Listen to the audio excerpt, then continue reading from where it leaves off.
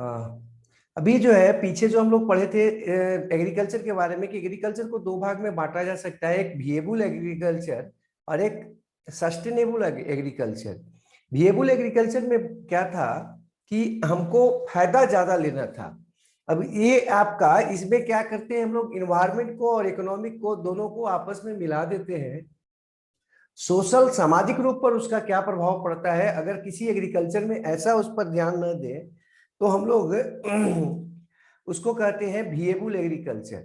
लेकिन अगर हम इकोनॉमिक मतलब कि फायदा को देखें, इन्वायरमेंट मतलब वातावरण को भी बचाएं, और तो और सोशल जो उस एग्रीकल्चर का सामाजिक क्या प्रभाव है उसको अगर हम तीनों को अगर आपस में मिला के रखें तो जो आपका एग्रीकल्चर था, फार्मिंग था, उसको कहते हैं सस्टेनेबल एग्रीकल्चर। सस्टेनेबल एग्रीकल्चर में एक उदाहरण यहां पर हम लोग लिए हैं, टेरेस फार्मिंग। ये टेरेस फार्मिंग क्या है? देखो, हमारा जो झारखंड है उसके अधिकांश जो क्षेत्र है वो आपके पहाड़ी या पठारी क्षेत्र है। अर्थात वहां पर जो भूमि है वो आपका अचानक काफी ज्यादा उसका ढाल हो जाता है। भूमि का जो ढाल है अचानक काफी ज्यादा हो जाता है।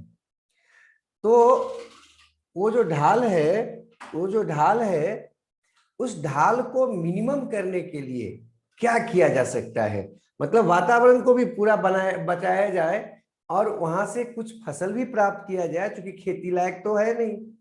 तो ऐसा कुछ बनाया जाए कि खेती भी हो, वातावरण भी बचे, पर्यावरण भी ठीक रहे और सामाजिक स्तर पर भी उसका कोई ना कोई फायदा हो। तो इसके लिए क्या किया जा सकता है? तो ये टेरेस फार्मिंग है। इसमें क्या किया जाता है कि वो जो ढाल वाला भूमि है उसको हम सीढ़ी नुमा बना रहे हैं। देखिए यहाँ पर जो है ना बीच बीच में गड्ढा जैसा बनाए हैं। इससे फायदा क्या होगा कि जो पानी पड़ेगा तो मिट्टी अचानक जो है ना वो नीचे की तरफ नहीं जाएगी, और ये मिट्टी नीचे नहीं जाएगी तो क्या होगा, ये जो आप देख रहे हो नाला या नदी निकल रहा है उसका जल प्रदूषित नहीं होगा, मिट्टी अपरदन नहीं होगा, मतलब कि मिट्टी जो है ना यहाँ से जाएगा नहीं बह के। तो वो जो आपका एक समस्या है सॉइल का बर्बाद होना या बह जाना पानी में, वो नहीं होगा। प्लस तो ये पानी दूषित भी नहीं होगा, साफ पानी रहेगा। और पानी वो जो वर्षा होगा यहाँ पर रेन होगा फॉल, वो पानी इसमें रुकता जाएगा। तो क्या होगा, अचानक अचानक पानी नीचे नहीं जाएगा तो बाढ़ आने का भी संभावना कम हो जाएगा निचले क्षेत्रों में। इस प्रकार का अगर हम फार्मिंग करते हैं जिसमें वातावरण को भी बचाया जा रहा है, इकोनॉमी को भी मतलब फायदा को भी देखा जा रहा है, और तो और सोशल इम्पैक्ट देखा जा रहा है कि ये वो सामाजिक रूप पर इसका कोई दुष्परिणाम न हो, तो इस तरह के हम एग्रीकल्चर प्रैक्टिसेस को सस्टेनेबल एग्रीकल्चर प्रैक्टिसेस कहते हैं। इसमें देखिए बगल में इधर जो है ना वो आपका नेचुरल प्लांट्स है, मतलब कि जंगल भी है। इसमें हम लोगों ने जंगल को खराब नहीं किया, वो जो प्राकृतिक जो ढाल है या जो आपका मिट्टी का स्थिति है उसको भी खराब नहीं किया। और ये जो नेचुरल आपकी नदियां निकल रही है या फिर नाला निकल रहा है उस पे भी हमारा उसका कोई दुष्परिणाम नहीं आया, और घर भी यहाँ पर है। तो आप यहाँ पर क्या देख रहे हो, हम लोग तीनों चीजों को जो है ना वो आराम से यहाँ पर बना के रखे हुए हैं, वो किए हुए हैं, सामाजिक स्तर को भी मेंटेन किए हुए हैं, आर्थिक रूप से भी ये फायदेमंद है। इसमें फसल होगा, ये जो आपका मेड़ जैसा है इस पे फसल होगा, और ये जो फसल है हमको क्या करेगा, पैसा देगा, भोजन देगा। तो आर्थिक रूप से भी फायदेमंद है, सामाजिक रूप से तो फायदेमंद है ही। वातावरण पर देखिए कोई प्रभाव नहीं पड़ रहा है, हरियाली चारों तरफ है। तो ये एक तरह का सस्टेनेबल एग्रीकल्चर है। नेक्स्ट अगर हम बात करें, एक और हम करते हैं अभी, और वो है आपका का एक और उदाहरण यहाँ पर हम लोग देख रहे हैं। ये देखिए, आप देख रहे होंगे यहाँ पर वो मकई लगा हुआ, मेज का ये खेत है, मकई लगा हुआ है। बगल में आप घास देख रहे होंगे, घास भी है नेचुरल। तो इसमें क्या देख रहे हैं हम कि जितना जो जगह है जिसमें हम अपनी फसल को लगा रहे हैं, अगल बगल की भूमि को उसका नेचुरल जो आपका हैबिटेट है या हैबिट है और ऑर्गेनिज्म का, उसके साथ छेड़छाड़ नहीं कर रहे हैं। देखिए ये सब लगा हुआ है। तो ये इसमें क्या कर रहे हैं, दोनों चीज है, ये घास भी है तो जानवरों को या फिर जो छोटे जीव हैं उनको समस्या ज्यादा नहीं होगा, और हमको भी क्या होगा, फसल मिल जाएगा। तो ये सब जो है ना सस्टेनेबल खेती में आता है। सस्टेनेबल खेती में किसको बोलेंगे हम, ये दिमाग में रखना है। सस्टेनेबल खेती जो है ना, और विएबल खेती, विएबल एग्रीकल्चर और सस्टेनेबल एग्रीकल्चर, दोनों में क्या डिफरेंस है। तो सस्टेनेबल में क्या करते हैं, सामाजिक स्तर पर उसका प्रभाव देखते हैं, जो हम काम करते हैं एग्रीकल्चर प्रैक्टिसेस करते हैं उसका सामाजिक स्तर पर क्या प्रभाव है, आर्थिक रूप से हमको क्या प्रभाव हो रहा है, और तो और वातावरणीय स्तर पर क्या प्रभाव है, तो तब उसको हम लोग बोलते हैं सस्टेनेबल एग्रीकल्चर। लेकिन विएबल एग्रीकल्चर में क्या होता है, सिर्फ इकोनॉमिक को देखते हैं और वातावरण को देखते हैं, सामाजिक पर नहीं देखते हैं। उस दिन मैं आपको बता रहे थे कि ये जो हम फसल लगाए हैं यहाँ पर मकई का, मेज का, यहाँ पर भांग लगा सकते थे, चरस लगा सकते हैं, गांजा लगा सकते हैं, और भी कई कोकिन वगैरह हम लोग उपजाते हैं, हीरोइन उपजाते हैं, तो उसको लगा सकते थे। उससे क्या होता, वातावरण पर खास कोई दुष्परिणाम भी नहीं आता, फायदा भी खूब होता। लेकिन एक समस्या होता कि हमारा जो समाज है ना वो विकृत हो जाता, क्योंकि उसका उपयोग करता तो क्या होता, वो लोग जो है ना नशा में आते और गलत कार्यों को बढ़ावा मिलता, तो सामाजिक स्तर पर वो ठीक नहीं रहता। तो इसलिए इसको जो है ना आपको देखना होगा कि सस्टेनेबल खेती में होना क्या है।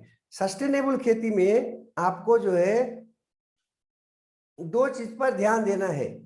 पहला चीज जो है वो क्या है, वातावरण ठीक रहे, दूसरा इकोनॉमिक मतलब हमको फायदा भी हो, और तीसरा सामाजिक रूप से भी वातावरण कोई समाज को दुष्परिणाम न मिले। तो ये हम लोग सस्टेनेबल एग्रीकल्चर की बात कर रहे थे।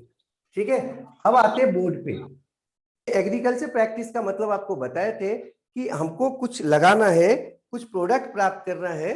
तो अगर अगर हम केवल इकोनॉमिक का बात करें कि उससे क्या फायदा है, इन्वायरमेंट का बात करें कि वातावरण बचा रहे, तो इस तरह का एग्रीकल्चर प्रैक्टिसेस को विएबल कहते हैं। लेकिन सस्टेनेबल में क्या होगा, इकोनॉमिक के साथ इन्वायरमेंट का बात करेंगे, सोशल का बात करेंगे। तो अगर सामाजिक स्थिति देखेंगे, इकोनॉमिक देखेंगे, इन्वायरमेंट इस तरह का एग्रीकल्चर प्रैक्टिस को कहते हैं क्या, हम सस्टेनेबल। और आपको हम अभी कुछ फिगर से इसको हम लोगों ने देखा। अब आगे बढ़ते हम और नेक्स्ट जो हम लोगों को पढ़ना है उस पर आते हैं। अब हम फार्मिंग का बात करते हैं। फार्मिंग का बात करते हैं। सबसे पहले फार्म का बात करते हैं। फार्म क्या है, ठीक है। फार्म का मतलब होता है कलेक्शन,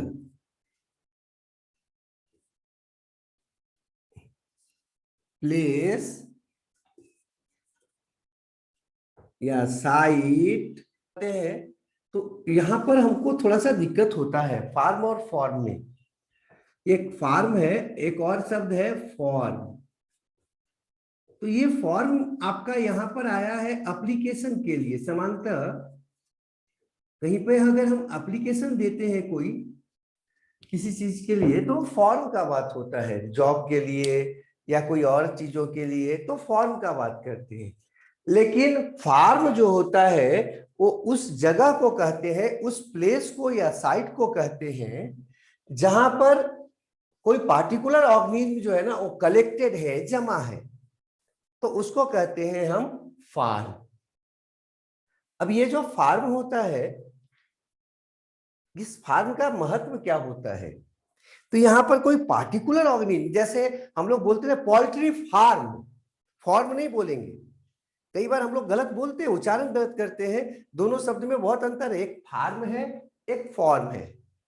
फॉर्म का मतलब होता है कहीं भी क्या करना, एप्लीकेशन देना। एप्लीकेशन, फॉर्म का मतलब एप्लीकेशन या कोई जो है ना अपनी जानकारी को देना, जानकारी का एक कागज। और फार्म का मतलब होता है प्लेस या साइट। ये ध्यान रखना है, ये प्लेस या साइट के लिए आता है जहां पर कलेक्शन हो, किसका, पार्टिकुलर ऑर्गेनिज्म का। पोल्ट्री फार्म वैसा साइट जहां पर ऑर्गेनिज्म जो है ना वो आपका किस रूप में है जमा? पोल्ट्री के रूप में। हाँ, पोल्ट्री समझते होंगे आप, पालतू पक्षियों को बोलते हैं। तो पालती पालतू पक्षियों को जहां रखा जाता है उसको बोलते हैं पोल्ट्री फार्म। फॉर्म नहीं बोलेंगे, फार्म। हाँ, एग्रीकल्चर फार्म, फॉर्म नहीं होगा, एग्रीकल्चर फार्म। तो वहां पर क्या है, एग्रीकल्चर का फार्म है, सामान्यतः गेहूं का होता है व्हीट फार्म या फिर कैटल फार्म। तो फार्म और फार्म में अंतर होना चाहिए। अब फार्मिंग क्या है भाई? प्रोसेस है, ध्यान रखना। ये फार्मिंग क्या है, इस पूरे को हम बोल रहे हैं फार्मिंग। तो ये प्रोसेस है ऑफ फार्म डेवलपमेंट। ठीक है, फार्म डेवलपमेंट का, जिसमें हम कोई प्रैक्टिस करते हैं। जैसे हम मुर्गी पालन के लिए क्या किए, मकान बनाए, उसमें व्यवस्था किए और मुर्गियों को रखे, तो वो क्या है, पोल्ट्री फार्म कहलाएगा। बतखों को एक जगह पर हम कलेक्शन किए, उनको डेवलप कर रहे हैं वहां पर, तो क्या कहलाएगा वो? बत्तख फार्म, फार्म कहलाएगा, फॉर्म नहीं कहलाएगा। और उसके प्रोसेस को क्या बोलेंगे? फार्मिंग। ठीक है। अब ये फार्मिंग जो होता है उसका वो दो तरह का हो सकता है। इसका अगर हम टाइप का बात करें तो ये दो तरह का हो सकता है। फार्मिंग को दो भाग में बांटा जा सकता है। मॉडर्न फार्मिंग मतलब ट्रेडिशनल को जोड़ा जा रहा है किसके साथ? ऑर्गेनिक फार्मिंग के साथ। देखो, कई बार लोग हमसे बोलते हैं कि हम भारतीयों ने बनाया ही क्या है, हर चीज दूसरे का नकल करते हैं। लेकिन हम आपको बताते कि हम भारतीयों ने जो किया था, जिसको छोड़ दिया, उसको अभी क्या कर रहा है, दूसरे देश जो है ना अपने नाम से पेटेंट करवा रहे हैं। उसको दूसरे लोग अपने नाम से अभी क्या कर रहे हैं, अपना नाम दे दे रहे हैं उसे, और हम खुश हैं कि हम जो है ना ये दूसरे से प्राप्त कर रहे हैं। हाँ, क्या है, बात कर रहे थे अपने देश के बारे में। हम लोग क्या करते हैं, दूसरे के देशों का बहुत सारा नकल कर रहे हैं। आप सुन रहे होंगे अभी दवाइयों का बड़ी समस्या आ रहा है, या हमारे यहाँ जो पूरे विश्व में सभी देशों के पास सामान्यतः एक ही वैक्सीन तैयार हुआ है, प्रत्येक जो भी देश तैयार कर पाए हैं कोरोना का। लेकिन हमारा देश जो है ना दो दो वैक्सीन बना रहा है, और उस पर खुश होने की जगह पर हम जो है ना सारे के सारे लोग दूसरों का गुणगान करते रहते हैं। हाँ, समस्या है कुछ, लेकिन समस्या क्यों आया ये सोचने का जरूरत है। और अगर हम नहीं जागेंगे तो बहुत जल्दी हर प्रत्येक क्षेत्र में समस्या आने वाला है। हुआ क्या कि एक देश है हमारा पड़ोसी, जिसका नाम है चीन। चीन ने किया क्या, सबसे पहले भारतीय बाजार पर अपनी पकड़ को बनाने के लिए अपने सामानों को काफी सस्ता बना दिया। तो जो दवाएं हमारे यहाँ बनती थी, मुख्यतः उसके जो कल कारखाने थे वो उत्तराखंड में थे, उत्तरांचल में थे, इवन कुछ इधर नोएडा के इलाका में था, मतलब कि हरियाणा के क्षेत्र में था मुख्य रूप से, कुछ दक्षिण में भी थे। अब इन दवाओं का जो फैक्ट्री था जहां पर कच्चे माल बनाए जाते थे और दवाएं बनाई जाती थी, चीन ने क्या किया, अपने यहाँ सरकारी कंट्रोल में, सरकार के नियंत्रण में माल को कच्चा माल को बनाना शुरू किया दवाओं का, क्योंकि दवा में बहुत ज्यादा फायदा था। तो चीन देखा कि अगर किसी देश को पर हमको क्या करना है, कंट्रोल करना है, तो उसके स्वास्थ्य सेवा पर हमको पहले कंट्रोल करना पड़ेगा और भोजन सेवा पर। तो इन दोनों पर बहुत ज्यादा ध्यान दिया वो। एक तो मिल्क पाउडर बनाना तेजी से शुरू किया, मिल्क उत्पाद बनाना शुरू कर दिया। ये अलग बात है कि बाद में मालूम हुआ लोगों को कि वो डुप्लीकेट टाइप का था, जिससे कई देश जो है ना उसके मिल्क प्रोडक्ट को अपने यहाँ आयात करने पर रोक लगा दिया। अमेरिका था, डेनमार्क था, भारत भी बाद में जो है ना लगाया, उसके उसके यहाँ से आने वाले मिल्क प्रोडक्ट पर रोक लगाया, लेकिन तब तक काफी देर हो चुका था। और इसी के कारण हमारे यहाँ अभी जो मिल्क इंडस्ट्री है वो बचा हुआ है, क्योंकि रोक लगाया गया था, इस पर कंट्रोल किया गया था। अगर कंट्रोल नहीं किया जाता तो आज हम जो पूरे विश्व में दूध उत्पादन में नंबर 1 पे आते हैं, वो जानवरों को पालने में नंबर 1 पर आते हैं, वो आपका स्थान छीन गया होता। लेकिन सरकार बड़ी जल्दी इस पे जागी और जो है ना देखी कि से ये जो आपका दूध उत्पादन का क्षेत्र है, क्योंकि हमारे यहाँ बच्चे ज्यादा थे तो मांग ज्यादा है, डिमांड ज्यादा है। अगर हम दूसरे देशों पर निर्भर हो जाएंगे तो हमको ब्लैकमेल करेंगे। इसी तरह से दवाओं का जो था इंडस्ट्री काफी ज्यादा रीच था भारत में। हम लोग जो है ना दवाओं का जो कच्चा माल है वो भी बनाते थे और दवाओं को भी बनाते थे।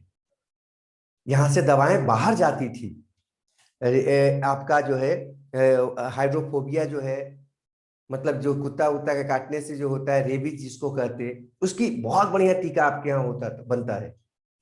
और तो और आपके यहाँ जो है ना पोलियो का टीकाकरण के लिए जो टीका चाहिए वो भारत में सबसे अच्छा में एक बनता है। और भी कई टीकाएं हैं जो यहाँ खूब बहुत बढ़िया व्यवस्था था। लेकिन उसको क्या किया, चीन ने अपने सस्ते माल से डंप करके उसको बंद करवा दिया। एक तरह से भारत में इतना महंगा पड़ता था कि वो आपका चीन के उत्पाद से यहाँ का दवा का जो फैक्ट्रियां थी वो चलने लगी, और जो यहाँ कच्चे माल बनाए जाते थे वो फैक्ट्रियां बंद हो गई। आज हमको ज्यादा क्या चाहिए, दवा चाहिए ब्लैक फंगस का, हाँ म्यूकर माइकोसिस का। ब्लैक फंगस बोलना ठीक नहीं है, म्यूकर माइकोसिस बोलना ज्यादा अच्छा है बायोलॉजी के हिसाब से, जो जिसमें आंख चेहरा डैमेज हो जा रहा है और अंततः आदमी मर जा रहा है। अभी आप सब उसे हमारा ये कहना है कोरोना खतरनाक है, ये तो है, लेकिन उससे जो मरने का डर है वो 1.5 से 2% है। अर्थात अगर 100 व्यक्ति को कोरोना हो जाए तो उसमें से केवल 1.5 से 2 व्यक्ति मरने का चांस है। मतलब 2 व्यक्ति मैक्सिमम मर रहा है 100 व्यक्ति को कोरोना होने पर। लेकिन ये जो म्यूकर माइकोसिस जो आया है ये काफी खतरनाक है। आपको जान के आश्चर्य होगा, इसमें मोर्टेलिटी रेट, मरने का दर 50% है। अर्थात 100 आदमी को अगर ये म्यूकर माइकोसिस हुआ है, जिसको हम ब्लैक फंगस के नाम से अभी प्रचारित कर रहे हैं, उसमें से करीब करीब जो है कितना व्यक्ति मर जा रहा है, तो 50% लोग जो है ना वो मर जा रहे हैं। तो सोच लो 100 में 50 का मोर्टेलिटी रेट है, अर्थात ये कोरोना से भी ज्यादा खतरनाक हो चुका है। लेकिन हम क्या किस में पड़े हुए हैं, हम अभी भी कोरोना के पीछे पड़े हुए हैं।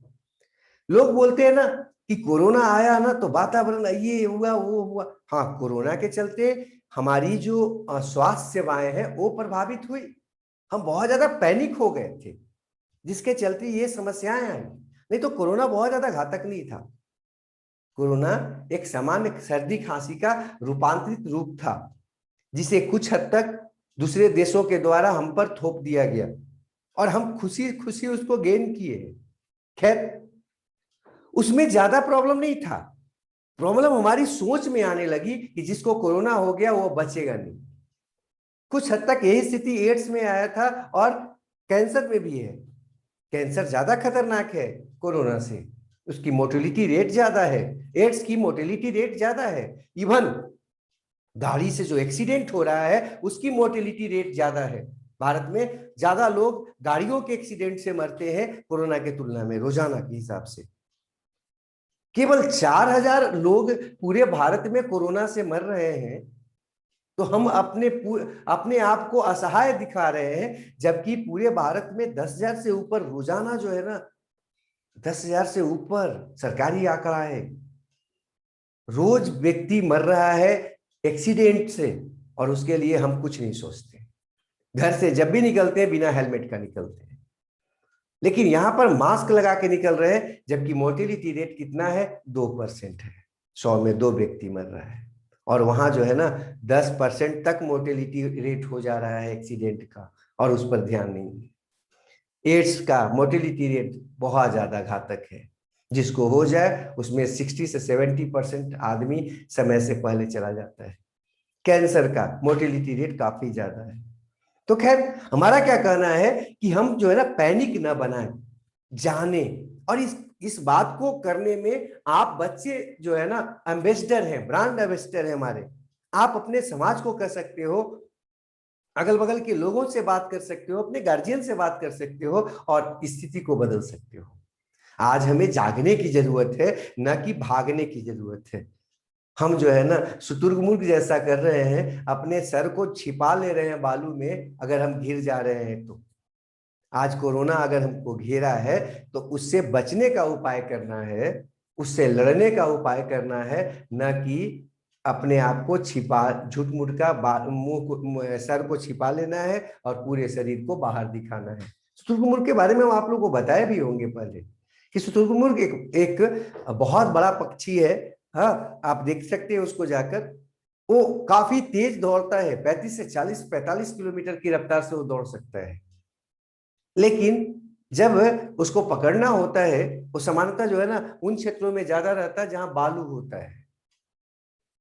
अब उसको जब पकड़ना होता है तो लोग क्या करते हैं, चारों तरफ से कुछ पुतला लगा देते हैं और 2-3 तरफ से लोग उसके तरफ बढ़ते हैं। जब वो पुतलों को देखता है तो समझता है कि उधर आदमी खड़ा है, तो और इधर से भी लोग आ रहे हैं, तो अंततः वो क्या करता है, बालू में अपने सर को छिपा लेता है और पूरा पीठ जो है ना पीछे नजर आता है। वो लोग क्या समझता है कि हम किसी दुनिया में किसी को नहीं देख रहे, क्योंकि उसका आंख तो छिपा हुआ होता है बालू में सर के साथ। ऐसे चोंच जो है ना वो आपका बालू में छिपा लेता है, तो उसको क्या लगता है कि पूरा दुनिया भी हमको नहीं देख रहा है। हम लोग वही कर रहे हैं कोरोना में। कोरोना से बचने का जरूरत है, कोरोना से लड़ने का जरूरत है। लेकिन कई रोग और हैं जो काफी घातक हैं, कई परिस्थितियां और हैं जो काफी घातक है, उनसे भी बचने की आवश्यकता है। एक्सीडेंट बहुत खतरनाक है। अभी म्यूकर माइकोसिस जो आ रहा है, जिसको ब्लैक फंगस कर रहे हैं, वो भी काफी घातक है, खतरनाक है। उसमें हम उसको ग्रुप में भी डाले हैं, अपने स्टेटस में भी लगाए थे, आप उसको देखा करें और देखें समझें। ऐसे दीक्षा स्कूल, दीक्षा ऐप है, उसको हम आप लोग को डाउनलोड करने के लिए बोले थे। या उसमें जो है ना डीजी स्कूल करके एक ऐप है जो आप लोग के लिए, बच्चों के लिए काफी अच्छा है। उसी से आप जो है ना वो दे सकते हैं, अपना टेस्ट भी दे सकते हैं, क्विज जो होता है उसमें शामिल हो सकते हैं। आज क्विज है, सब बच्चे उसमें शामिल होंगे। डीजी स्कूल ऐप को आप सब डाउनलोड कर लें और उसमें रजिस्ट्रेशन कर लें। और आज जो है ना किसी भी हाल में हम सब उसमें शामिल होंगे, मैक्सिमम रूप में हम शामिल होंगे। किसमें? ये आपका क्विज में। आज शनिवार है, आज उसमें शामिल होना है। खैर, तो हम बोल रहे थे फार्मिंग का बात। भारत में जो आपका ट्रेडिशनल फार्मिंग था, अभी तो वर्तमान में लोग इसी को ट्रेडिशनल भी बोल देते हैं, ट्रेडिशनल। लेकिन ये ठीक नहीं है। भारत का जो ट्रेडिशनल जो था वो आपका ऑर्गेनिक फार्मिंग था। रियली में इन इंडिया का अगर बात करें हम, तो ये था ट्रेडिशनल फार्मिंग। ट्रेडिशनल फार्मिंग था मतलब पुराना समय से इन इंडिया ये ट्रेडिशनल था, ट्रेडिशनल था। ये अलग बात है कि हम सब इसको भुला गए थे। अभी वर्तमान में एक इंग्लैंड के बहुत बड़े जो है ना, सॉरी इंग्लैंड बोल रहे हैं, अमेरिका के एक साइंटिस्ट हैं जिनका नाम है अल्बर्ट होवार्ड। तो ये जो ऑर्गेनिक फार्मिंग है, ये दिया गया था सर अल्बर्ट होवार्ड के द्वारा, बाई सर अल्बर्ट होवार्ड।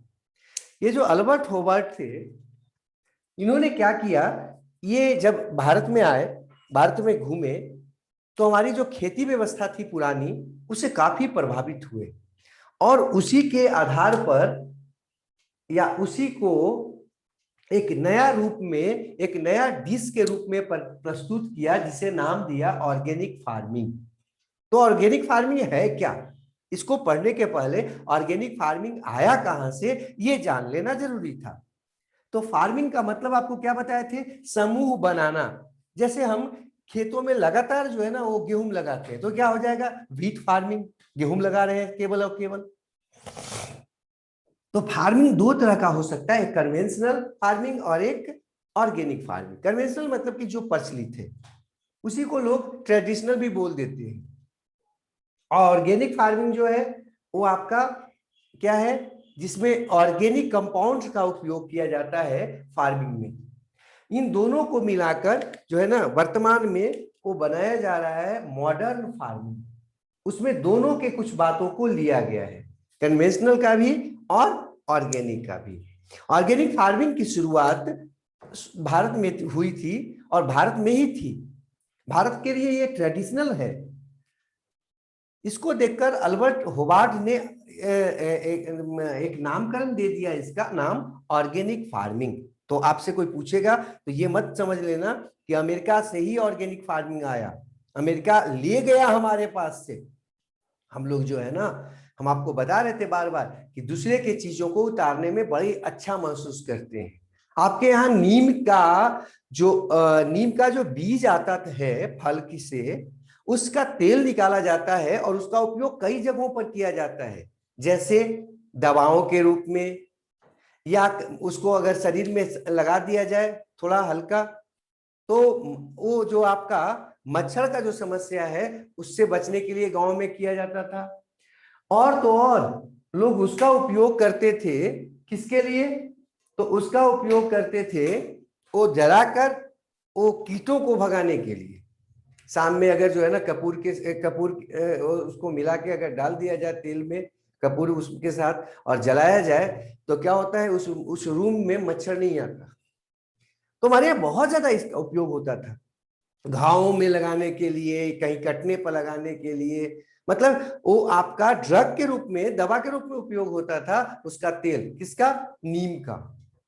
आज हम लोग उसको भूल गए हैं और विदेशी उसको अपनाकर अपना पेटेंट दे दिए, नाम दे दिए कि वो हम खोजें। हल्दी का उपयोग दवाओं के रूप में हमारे देश में शुरुआत से ही होता था।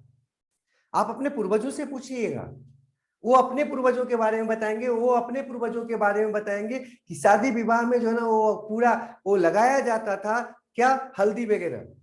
उसका क्यों लगाया जाता था, ताकि क्या हो कि जो जो शारीरिक समस्या होता है, स्किन में जो रोग होते हैं उनको हटाया जा सके, उनको ठीक किया जा सके। अर्थात उसका उपयोग हम लोग सौंदर्य को बढ़ाने के लिए, सुंदरता को बढ़ाने के लिए, कई क्रीम आता था जिसका नाम जैसे भिक्को वगैरह आता था आपके देश में, राज्य में, और वो जो है ना आज काफी महंगा हो चुका है।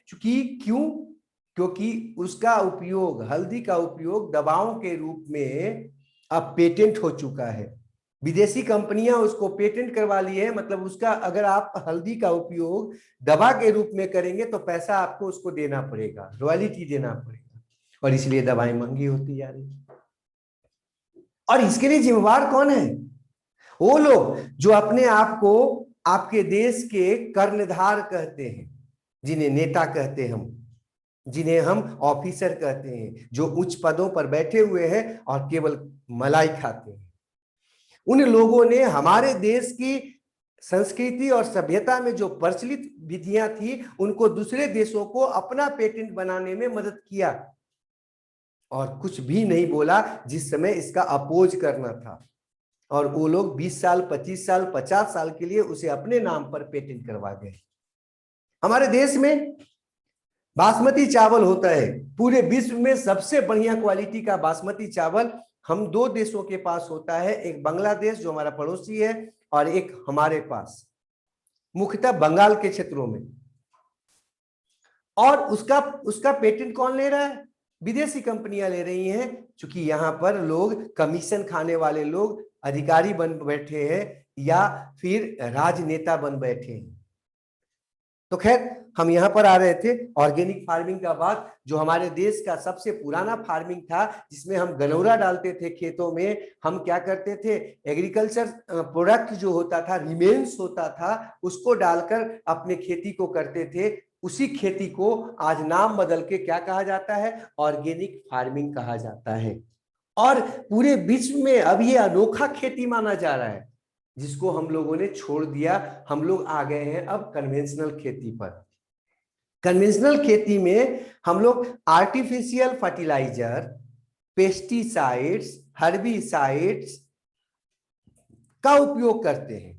मतलब कृत्रिम कीटनाशकों का उपयोग करते हैं, कृत्रिम उर्वरकों का उपयोग करते हैं, जबकि ऑर्गेनिक फार्मिंग में हम प्राकृतिक उर्वरकों का उपयोग करते थे, प्राकृतिक कीटनाशकों का उपयोग करते थे। अगर जो है ना खेतों में कीड़ा बढ़ जाता था तो गिरगिट पाला जाता था, गिरगिट खेतों में होता था और वो क्या करता था, कीड़ों की संख्या को कंट्रोल करता था, नियंत्रित करता था। आज हम लोग क्या करते हैं, दवाएं छिड़कते हैं, जो दवाएं अंततः वो उत्पाद के द्वारा बायोमैग्निफिकेशन करता हुआ अंततः हमारे शरीर में ही आ जाता है।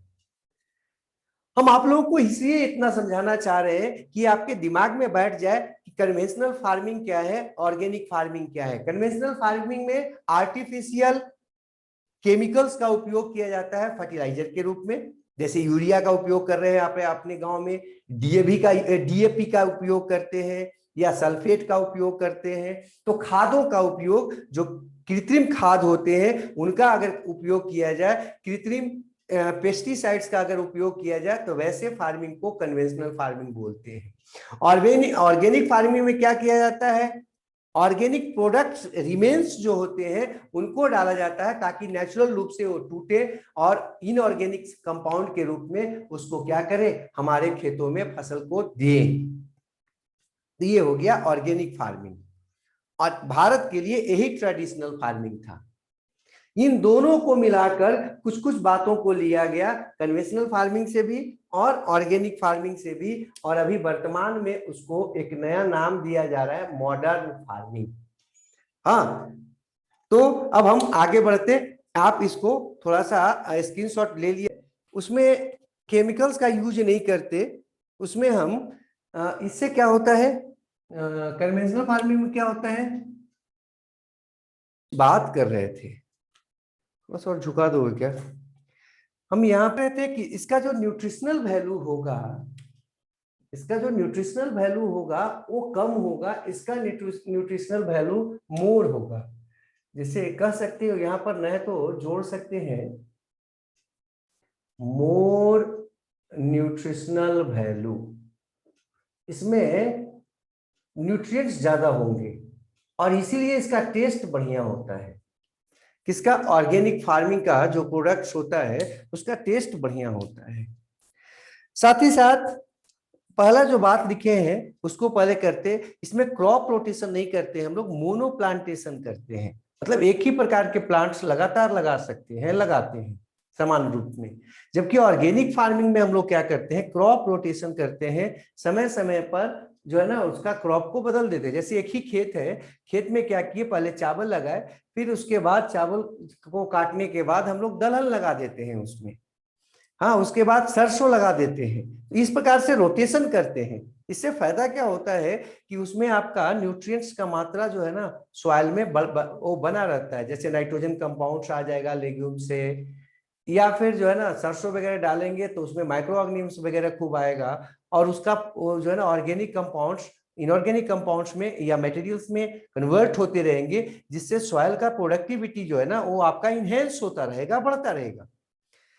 इसमें अगर दूसरा बात करते हैं हम, सेकंड बात का करें, तो उसमें आर्टिफिशियल या केमिकल हम लोग फर्टिलाइजर या पेस्टिसाइड्स का यूज करते हैं। किसमें, कन्वेंशनल फार्मिंग में, या इसी को अभी लोग वर्तमान में ट्रेडिशनल फार्मिंग कहने लगा है, क्योंकि ये एक जीवन हम लोग इसी को सामान्य मानने लगे हैं। ऑर्गेनिक फार्मिंग में हम लोग कंपोस्ट का यूज करते हैं, ग्रीन मैन्योर का यूज करते हैं फर्टिलाइजर के रूप में, और तो और इसमें हम ऑर्गेनिक कंपाउंड्स का यूज करते हैं पेस्टिसाइड्स के रूप में। हाँ, organic matter as pesticides, pesticides के रूप में। हाँ, जैसे उसके पत्तियों को क्या बोलते, इसके पत्तियों को थोड़ा सा घुमा दोगे तो हो जाएगा। इसके पत्तियों को जो है ना हम लोग इसके रूप में, किसके, नीम के पत्तियों को, और तो और कीड़ों को चुनकर हम उसको क्या करते हैं, पीस देते हैं, पानी में मिलाकर फिर छिड़क देते हैं, तो पौधों पर, क्रॉप पर जो है ना उन कीड़ों का प्रभाव कम हो जाता है। तो हम ऑर्गेनिक जो है ना पेस्टिसाइड्स का यूज करते हैं, केमिकल्स का यूज करते हैं इसमें। इसमें जो सॉइल होता है उसमें माइक्रो ऑर्गेनिज्म की मात्रा काफी कम हो जाती है, उसमें माइक्रो ऑर्गेनिज्म समाप्त होने लगता है। अभी इसी का एक रूप आया है, हम लोग क्या करते हैं, फसल को काटने के बाद खेतों में आग लगा देते हैं, और आग लगाने से क्या हो रहा है कि जो माइक्रो ऑर्गेनिज्म है वो डैमेज हो जा रहा है, और उसके चलते सॉइल हेल्थ जो है ना वो भी डैमेज हो जा रहा है, सॉइल का जो है ना स्वास्थ्य मतलब कि जो मिट्टी है ना वो खराब हो जा रहा है, उसकी ऊपरी परत वो आपका जली हुई जैसी हो जाती है, उसमें से ऑर्गेनिज्म समाप्त हो जाते हैं। तो उसमें जो प्रक्रिया होता है ऑर्गेनिक कंपाउंड का इनऑर्गेनिक कंपाउंड में कन्वर्ट होने का, एक साइक्लिक नेचुरल प्रक्रिया है, वो आपका घटते रहता है, समाप्त होने लगता है। अब इसमें जो है ना ऑर्गेनिक अगला पॉइंट क्या लिखे हैं कि इससे ग्रेजुअल इंक्रीज होता है केमिकल का मात्रा कौची में भाई, आउटोट्रॉप से हेट्रोट्रॉप्स में। मतलब फसल में जो है ना जितना खाद है केमिकल्स है वो हम खाएंगे तो हमें और ज्यादा आ जाता है, इसी तरह से बढ़ता जाता है।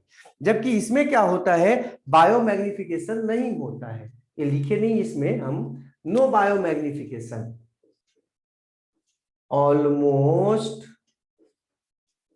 No biomagnification. इसमें बायोमैग्निफिकेशन न के बराबर होता है या नहीं होता है, अर्थात हमारे लिए ये स्वास्थ्य के लिए भी बढ़िया है, लेकिन ये आपका इसमें चूंकि केमिकल्स का यूज होता है, खादों का यूज होता है, और तो और पेस्टिसाइड्स का, तो ये खर्चीला ज्यादा होता है। आप सुन रहे होंगे किसान आत्महत्या करते जा रहा है या कर रहा है तेजी से, तो किसान के आत्महत्या करने के लिए कुछ हद तक कन्वेंशनल जो फार्मिंग है ना वो जिम्मेवार है। होता क्या है कि उपज के लालच में हम क्या करते हैं, ज्यादा मात्रा में केमिकल्स डालते हैं, ज्यादा मात्रा में फर्टिलाइजर डालते हैं, और उसके चलते हमको उधार लेना पड़ता है, लोन लेना पड़ता है, और तो और हम लोग जो है ना लोगों से महाजनों से कर्ज ले लेते हैं, और उसको समय पर न चुकाने के कारण या फसल में कुछ समस्या आने के कारण हमें आत्महत्या करनी पड़ रही है। तो खैर ये कॉस्टली ज्यादा है, इसमें प्रॉफिट कम है, इसमें प्रॉफिट ज्यादा है। चूंकि इसमें कॉस्ट कम है तो प्रॉफिट ज्यादा हो जाता है, किसमें, ऑर्गेनिक फार्मिंग में। ये सस्ता है और इसका टेस्ट भी बहुत बढ़िया होता है। आपका ऑर्गेनिक फार्मिंग से जो प्रोडक्ट्स होते हैं उसका टेस्ट काफी बढ़िया होता है। ये आपका कंज्यूमर के हेल्थ को डैमेज करता है, जबकि इसको इसका हेल्थ पर कोई दुष्परिणाम न के बराबर है। एडवांटेजेस अगर हम करें कन्वेंशनल का, तो इसमें प्रोडक्टिविटी तेजी से होता है, कम समय में काफी ज्यादा उत्पाद प्राप्त कर सकते हैं, जबकि इसमें आपका ऑर्गेनिक फार्मिंग में ज्यादा समय लगता है और उत्पाद कम आता है। तो लोग इसी कारण से इसको छोड़कर भाग गए, हम लोग किसमें, कन्वेंशनल में भाग गए, और अभी वर्तमान में फिर से घूमकर आ रहे हैं ऑर्गेनिक फार्मिंग पर। इसमें क्रॉप रोटेशन का जरूरत नहीं पड़ता है, कोई जो क्रॉप आपको चाहिए उस क्रॉप को लगातार रोपिए। जैसे मान लेते हैं हमको धान ज्यादा चाहिए, तो हम केवल धान ही लगाते रहेंगे, गर्मा धान, फिर वो जो है ना बरसात वाला धान, इवन जो है ना एक ही तरह के फसल लगातार रोटेट करेंगे, या धान को काट कर राइस को काट के हटा के व्हीट लगा देंगे, दोनों सीरियल्स हैं तो सीरियल सीरियल लगा सकते हैं लगातार, या वो धान को काटकर हम मकई लगा देंगे, केवल सीरियल्स लगा रहे हैं। लेकिन इसमें क्या करना पड़ता है, आपका कन्वर्ट करना पड़ता है, कभी लेग्यूम लगाओ, कभी सीरियल लगाओ, कभी जो है ना ग्रीन मैन्योर लगाओ। ग्रीन मैन्योर, ग्रीन मैन्योर क्या है हम आगे बताएंगे भी, ऐसे अभी फिलहाल आप समझ सकते, पीटीसी कर लेते, ऐसे आप फिलहाल अभी समझ लो कि हम लोग जो ढैंचा घास होता है उसको लगाते हैं, या कई जो है ना मूंग लगा देते हैं और उसको खेतों में जोत देते हैं मिट्टी के साथ। तो क्या होता है, उसके जो पौधे हैं एक निश्चित विकास के बाद जब उसको हम मिट्टी में ही जोत देते हैं, मिला देते हैं, तो फायदा ये होता है कि वो उसमें गलते हैं, सड़ते हैं, और उसके मिट्टी के उपजाऊ क्षमता को बढ़ा देते हैं। न्यूट्रिएंट जो है ना उसमें मिट्टी में बढ़ा देते हैं, जिससे फसल उत्पादन बढ़ जाता है। ठीक है, तो खैर इसमें कई चीजें हम आपको बताएं। अब हम लोग अलग से सबको पार्टिकुलर पार्टिकुलर पढ़ेंगे, तो हम अगला दिन पढ़ेंगे इंप्रूवमेंट इन क्रॉप यील्ड, है ना, कैसे क्रॉप के उत्पादन को कैसे बढ़ाएं, हम क्या करना पड़ेगा हमको, तब क्रॉप का उत्पादन बढ़ेगा। अभी वर्तमान तक हम यहाँ पर पढ़े फार्मिंग क्या है, फार्मिंग कितने प्रकार का होता है, फिर पीछे जो है ना हम लोग वो आपका एग्रीकल्चर प्रैक्टिसेस के बारे में पढ़े कि कितना तरह का होता है और उसमें क्या होता है। अगर किन्हीं को दिक्कत है तो चैट बॉक्स में जाके आप अभी कर सकते हो।